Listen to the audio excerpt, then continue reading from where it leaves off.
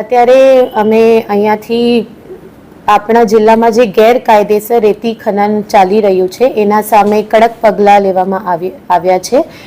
એના માટે અમે અહીંયાથી રેવન્યુની 2 ટીમ બનાવવામાં આવી હતી અને બંને ટીમ દ્વારા તપાસ કરવામાં આવી હતી. પહેલી તપાસ 8 મઈ તેજગઢ ખાતે થઈ હતી. એમાં 2 સ્ટોકની માપણી થઈ હતી અને એમાં ગેરકાયદેસર સંગ્રહ અને નિકાસ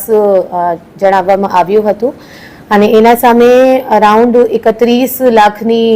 દંડ એમના સામે કરવામાં આવી છે અને બંને સ્ટોક રદ પણ કરવામાં આવ્યો છે. અને બીજી જે એક બહુ મોટી રેડ રતનપુર સંખેડા તાલુકા ખાતે જે વડોદરા જિલ્લાના બોર્ડર ઉપર આવે છે ત્યાં કરવામાં આવી હતી. ત્યાં આપણી સરકારી 20 હેક્ટરની એક જગ્યા છે જ્યાં એક જ બ્લોક મંજૂર થયા છે અને બીજા બધા બ્લોક અત્યારે પ્રોસેસમાં છે. ત્યાં જે અમારી સ્પેશિયલ રેવન્યુની ટીમ હતી એમાં એસડીએમ છોટાઉદેપુર મુસ્કાન, ડીએસઓ એને વસાવા અને ડેપ્યુટી મામલતદાર રવિ પડિયાર ત્રણેયની ટીમ આપણે બનાવી હતી અને એમને 3 દિવસ સતત ત્યાં તપાસ કરાઈ અને સર્વે કરાયું, બધી માપણી થઈ અને એમાં સામે આવ્યા આશરે 3.94 એટલે 3,94,000 મેટ્રિક ટન જેટલી ગેરકાયદેસર રેતી ખનન થઈ છે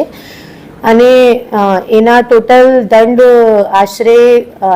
13 કરોડ 32 લાખ જેવા આવે છે, જે વસૂલાત કરવાની કામગીરી અત્યારે હાથ ધરવામાં આવી છે અને એના સામે એક પોલીસ ફરિયાદ પણ કરવામાં આવી છે, મશીનો સીઝ પણ કરવામાં આવી છે.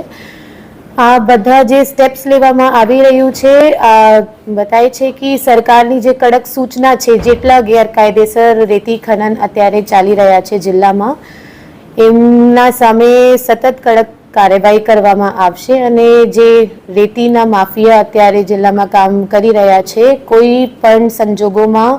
આ લોકોએ કંઈ સપોર્ટ આપવામાં આવશે નહીં અને એકદમ કડક કાર્યવાહી કરવામાં આવશે અને સરકારની કડક સૂચના છે